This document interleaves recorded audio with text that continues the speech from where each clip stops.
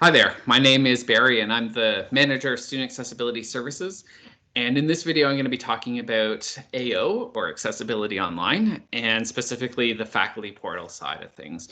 So this is a website that allows you as an instructor to log in and provide a little bit of information to us and also to access a little bit of information about some of your students. I'm starting each of these videos with a photograph from around campus. This is Massey Hall, which was the original library for the University of Guelph before the McLaughlin Library was built. And libraries, university libraries, are often a portal to information, which is, of course, what I'm talking about in this video, a portal to a different style of, a different way of accessing info, but essentially the same idea.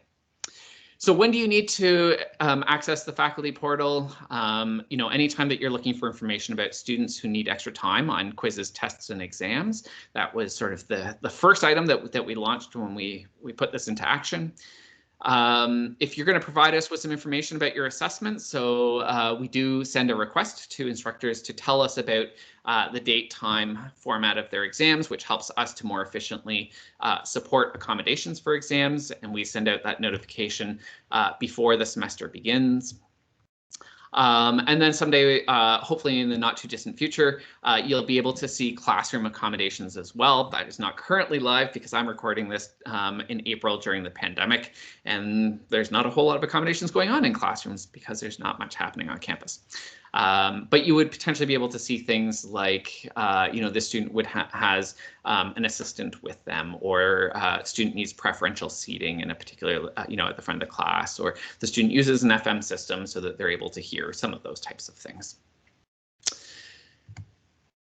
So to find accessibility online, this is a screenshot of the SAS homepage. In that black navigation bar, the second option over says Exam Center. Most people use Accessibility Online for exam-related stuff. And when you click on that, the first option down says Accessibility Online. When you click on that, the first thing you'll see is the single sign-on page if you haven't recently logged into one of the major U of G systems.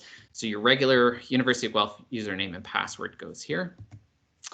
And then we see Kermit the Frog is our test user in the system. So he's our test faculty member for this purposes of this video. So you would see your own profile when you log in here. And just to give you a bit of an orientation of what we're looking at, on the right-hand side, there's a navigation toolbar vertically oriented. The first item there says step-by-step guide. And if you click on that, it will open another tab in your web browser. And there's a more detailed video that gives you sort of additional information beyond what I'm describing right now. There's some other sort of useful resources there. So, resources on how to make courses more accessible, the automated quiz extension tool, the standard statement about accessibility that should go into a course outline, a description of what is universal design for assessments, and a link to the policy and procedures as approved by Senate. So that's sort of your quick launching off point to a variety of resources. In the blue box, it says looking for a course that's not listed below, ? And essentially what this says is that we try to populate the system with the instructors for each course, but we don't always know who the instructor is because it's not always recorded in Colleague. So you can also, as long as you are set up as an instructor, even if the course isn't listed there, in that blue box, there's a link to add yourself as the instructor for a course, and you can follow the steps to do that. Then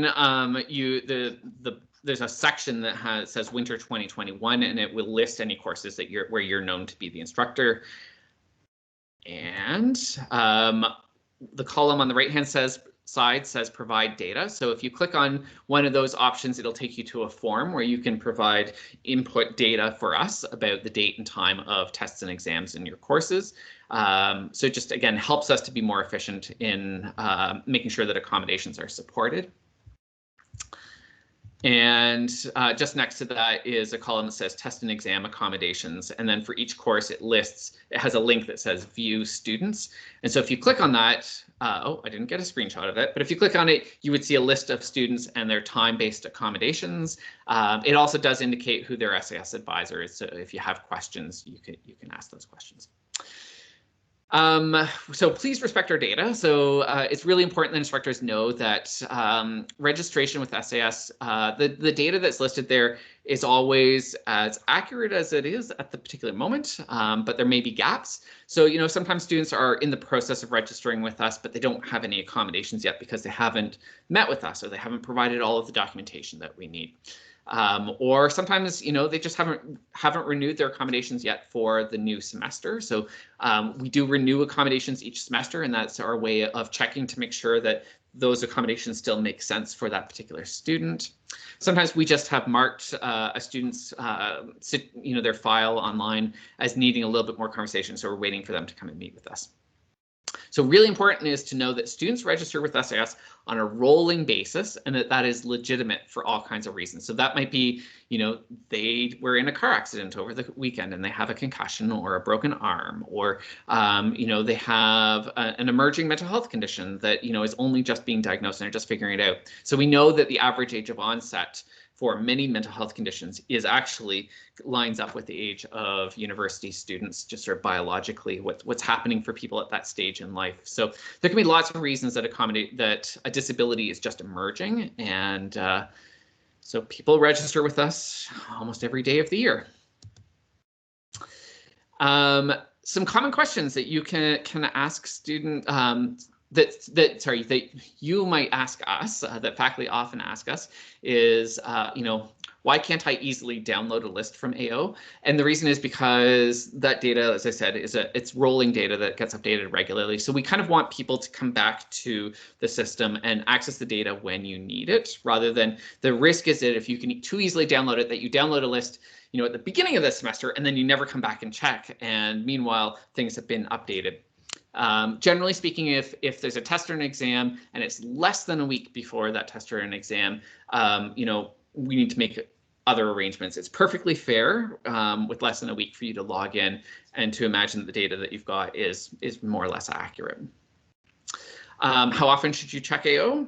You know, essentially before a test or an exam, you know, typically sort of a week before.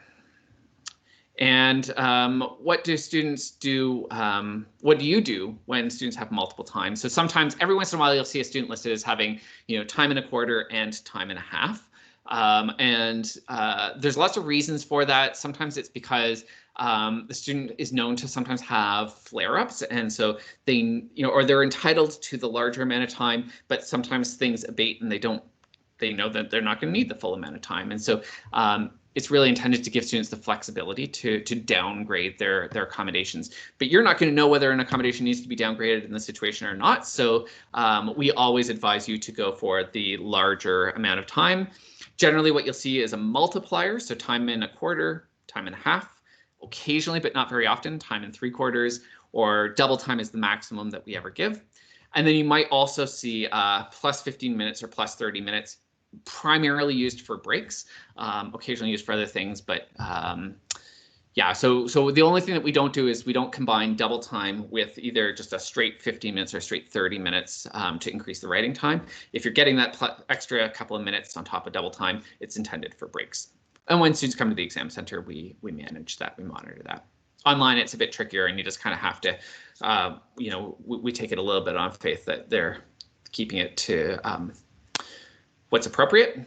We know from talking to students exactly what we do have a good record of why people are using that time and what it's for, and so we're not giving that willy-nilly by any stretch. Friends, that brings me to the end of this presentation. We have lots more information on our website, which is wellness.uofguelph.ca/accessibility, and we are a part of a larger department called Student Wellness.